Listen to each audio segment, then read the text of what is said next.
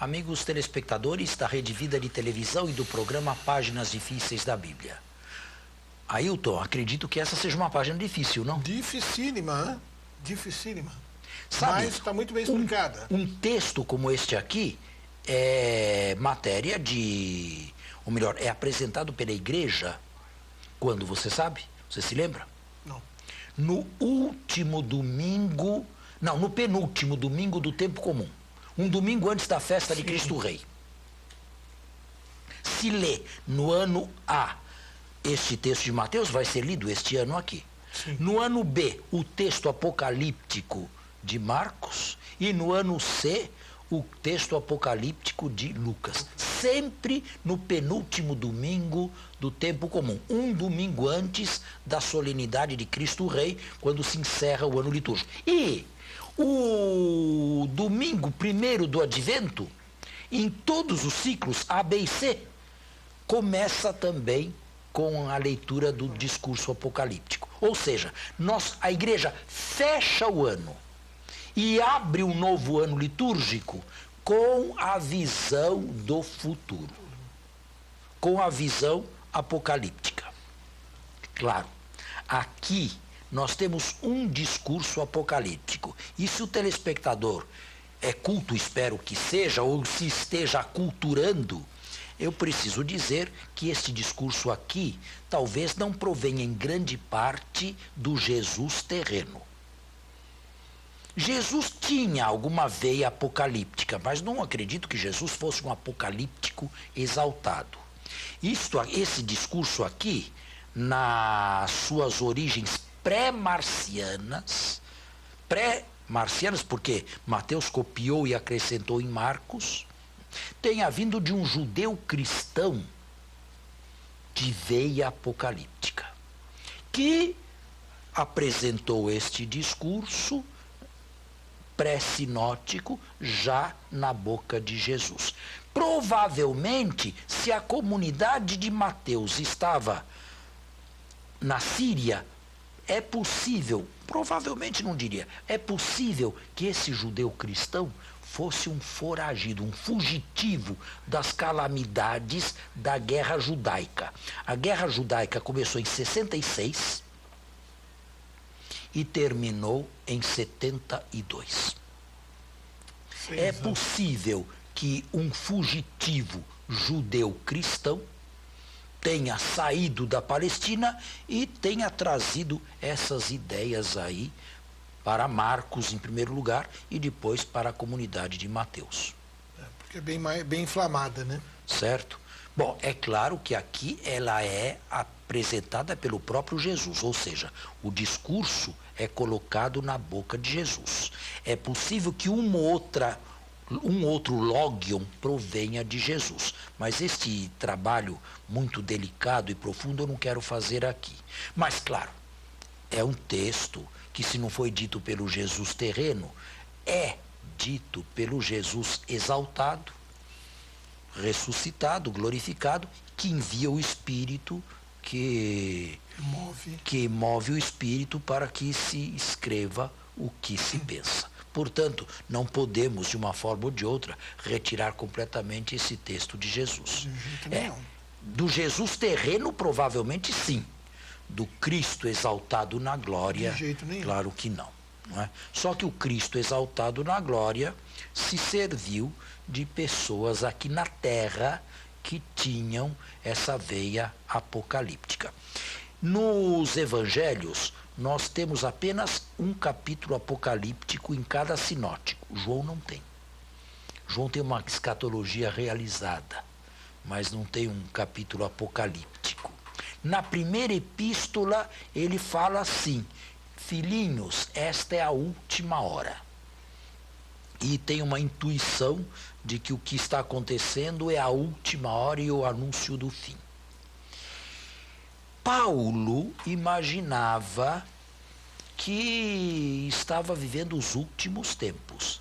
na primeira aos Tessalonicenses, que é o primeiro escrito cristão que chegou até nós, ele diz: nós os vivos, por ocasião da vinda do Senhor, não precederemos os mortos. Paulo se está referindo a isto aqui.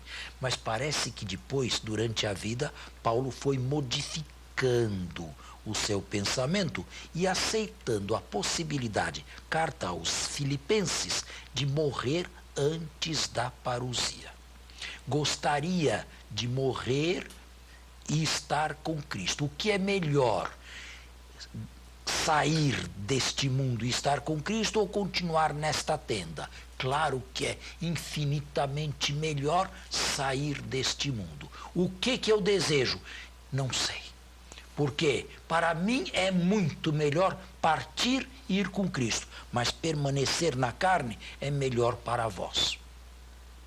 Paulo foi modificando um pouquinho as suas ideias. Lucas, que escreveu depois de Paulo, já tem uma posição bem mais distante e mais fria com relação à apocalíptica, porque já introduz a história e introduz a igreja na história.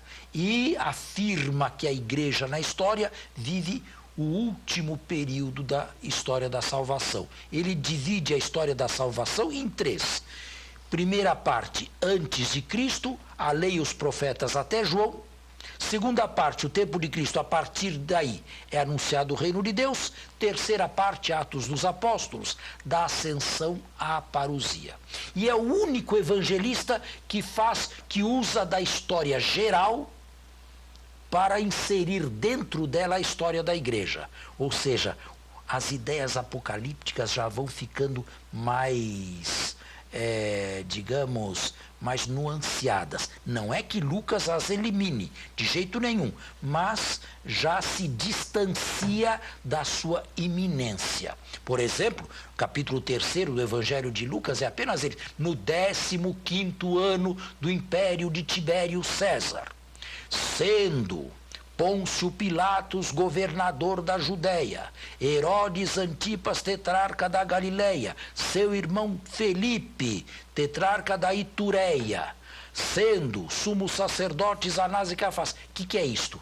A não ser um grande sincronismo para situar a palavra de Deus que foi enviada a João, filho de Zacarias do deserto. Nenhum outro evangelista fez isto. Você percebe que o ardor, o fervor apocalíptico vai esvaziando, vai enfraquecendo e vai entrando a história.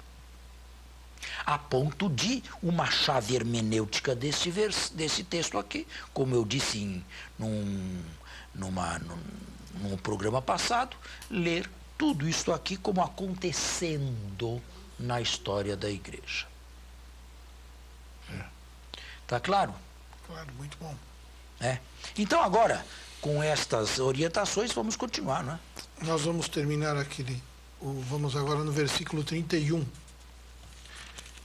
Agora é a parousia. Agora é a parousia.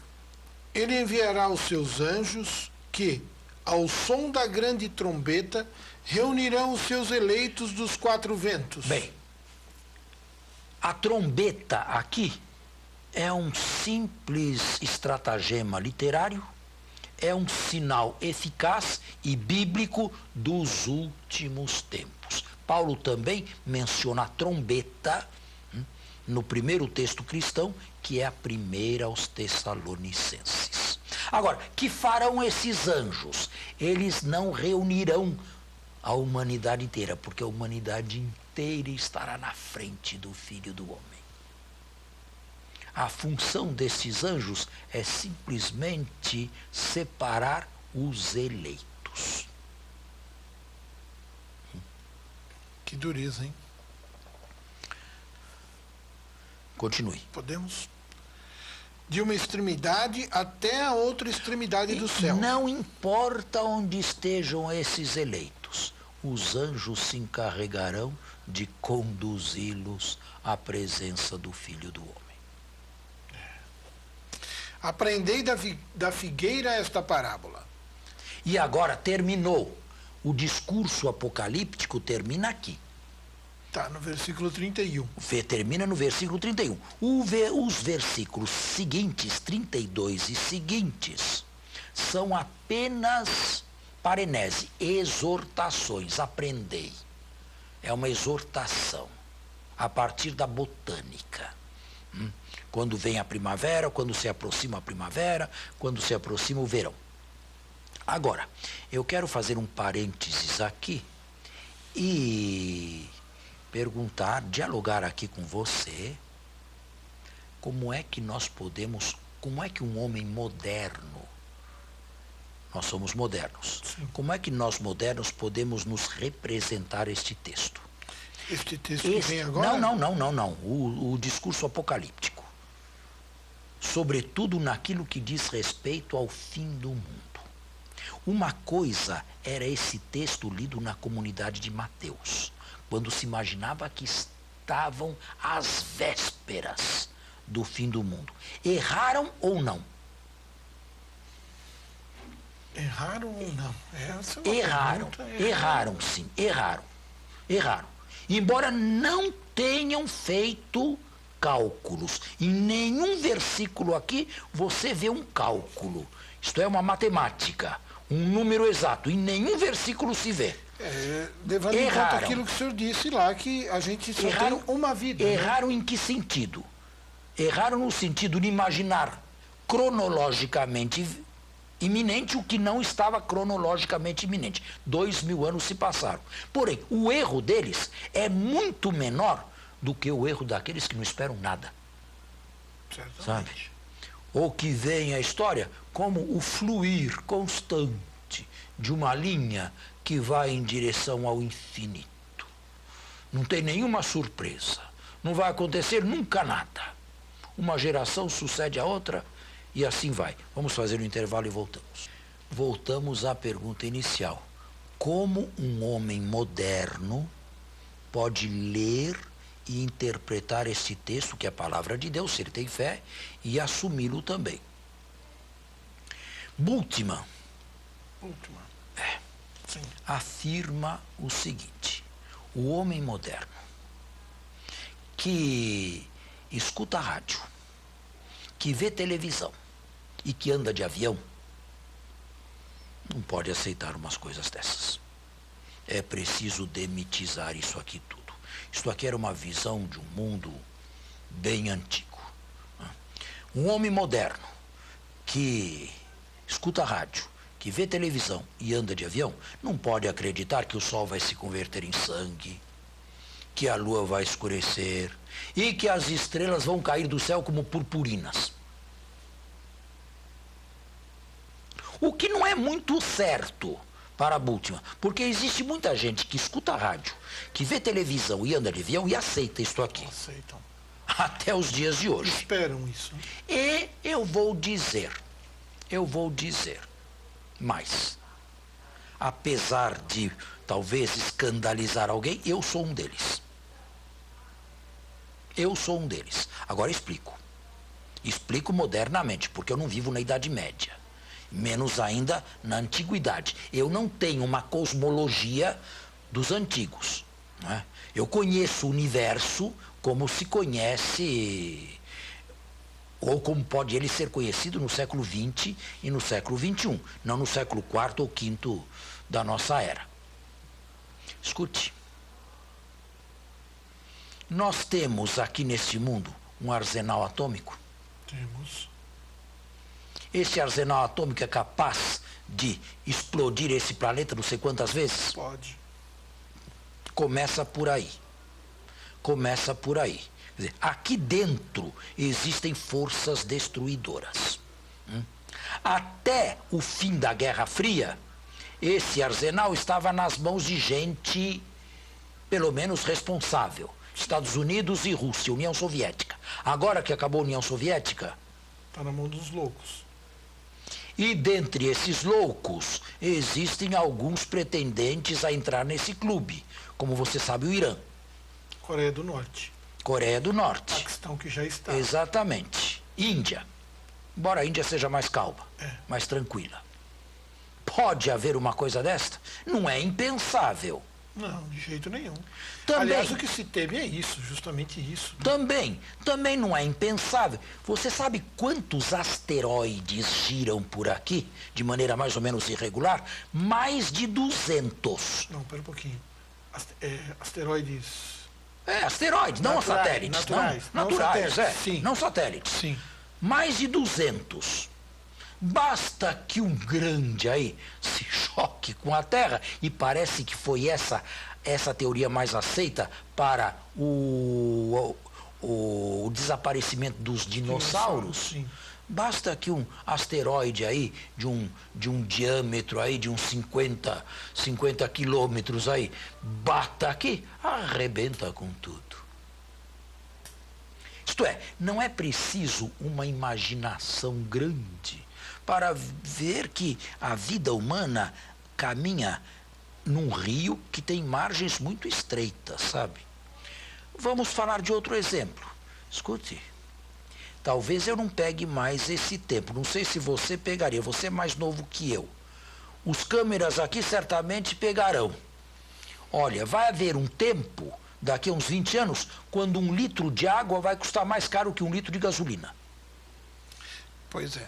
Se levar em conta a destruição, a coisa não tiver uma parada, realmente... Não. A água está aí. A água não. A água está a aí. água não está aí. Não, a água não está aí. Não, está, né? Tá pra Só baixo. 3% da água que nós temos no planeta é potável.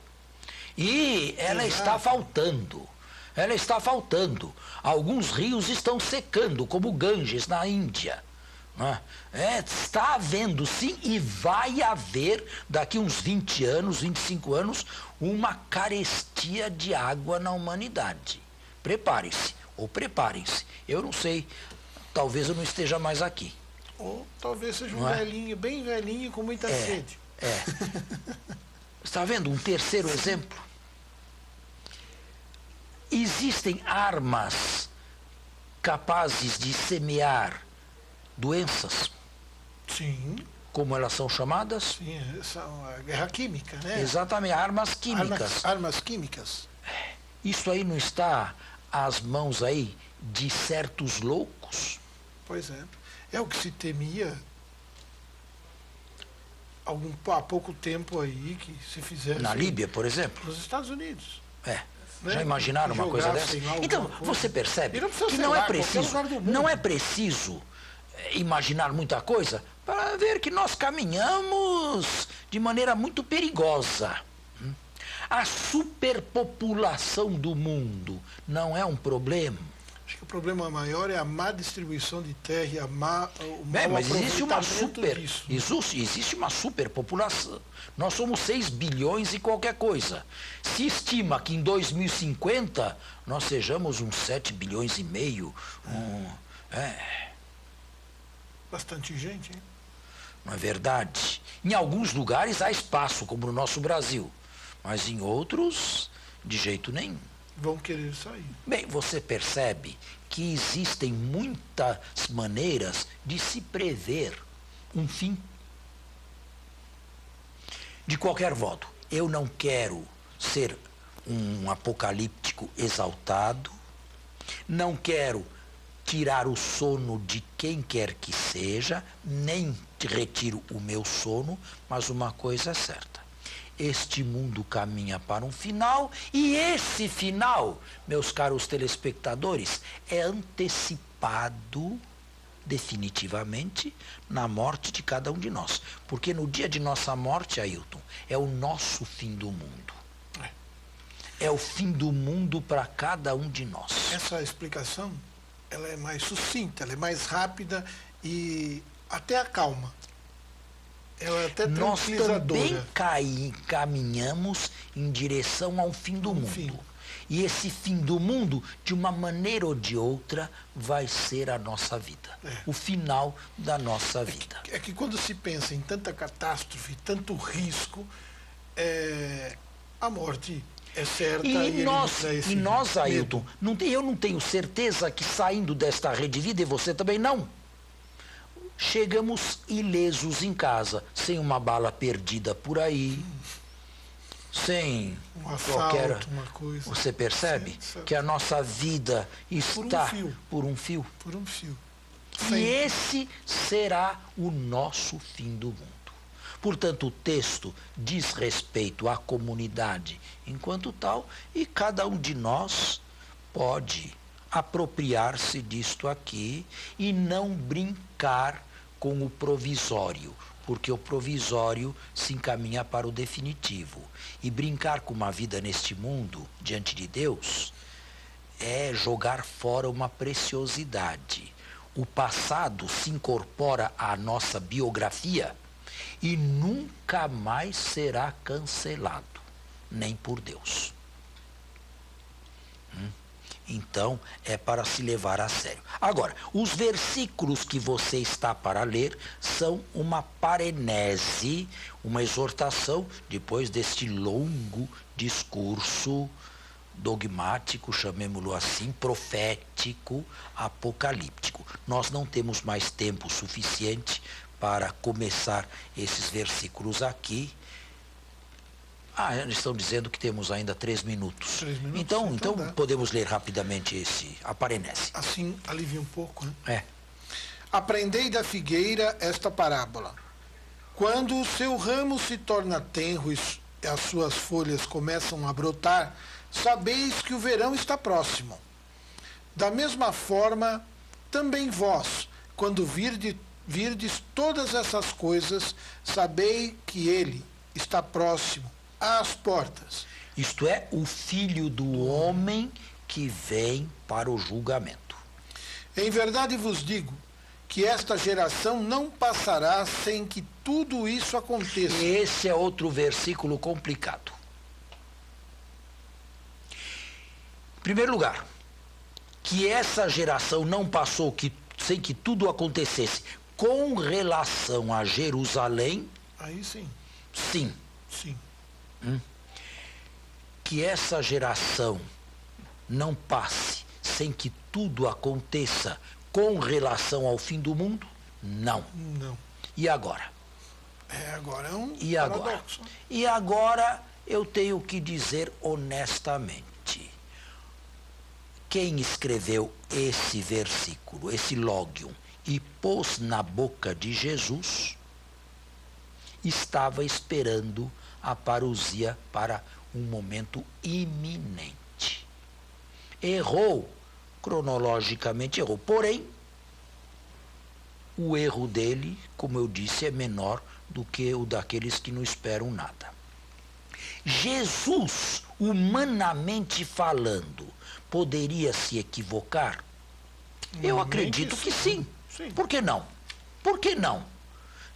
Nós devemos aceitar que Jesus era em tudo igual a nós. E nós somos seres humanos falíveis. A única coisa que não pode ser colocada em Jesus é o pecado. Sim. O resto, tudo, no Jesus terrestre. Muita gente faz confusão entre o Jesus celeste, o ressuscitado, exaltado à direita de Deus, e o Jesus enquanto estava aqui na terra. Há uma diferença grande. O Jesus aqui na terra não sabia tudo. Jesus aqui na terra sabia falar português? Bom, português não existia ainda. Mas se existisse, saberia falar? Se eu falasse com Jesus em português, ele me entenderia? Porque é Deus? Tem gente que faz esse raciocínio. Ele era Deus? Então sim. Jesus não é Deus? Sim. Então Jesus conhecia todos os problemas da matemática, da física, da química, da astronáutica. Só não tiram as conclusões porque tem medo do ridículo. Nós devemos aceitar que Jesus participou, sim, da condição humana, aprendeu e dos limites humanos também. Isto aqui não é pecado. A única coisa que não se aceita é o pecado. Continue para terminar. Em verdade vos digo que esta geração não passará sem que tudo aconteça. Passarão o céu e a terra. Minhas palavras, porém, não passarão. Agora vem o mais importante. Daquele dia e da hora ninguém sabe, nem os anjos dos céus, nem o Filho. Nem o Filho. Isto é, não houve cálculo matemático nenhum. Mas só o Pai. Só o Pai. Portanto, vigiai, orai e perseverai. São os 3 verbos que nos são indicados no final deste discurso aqui. Vigiar, orar e perseverar até o fim no bem, com a graça do Emanuel. Porque o Filho do Homem que vem para julgar, agora é o Emanuel que acompanha os seus pela história afora. Está certo? Certo. E assim encerramos este texto e na próxima semana vamos para o próximo. Muito obrigado. Bom domingo a todos. Até a próxima semana.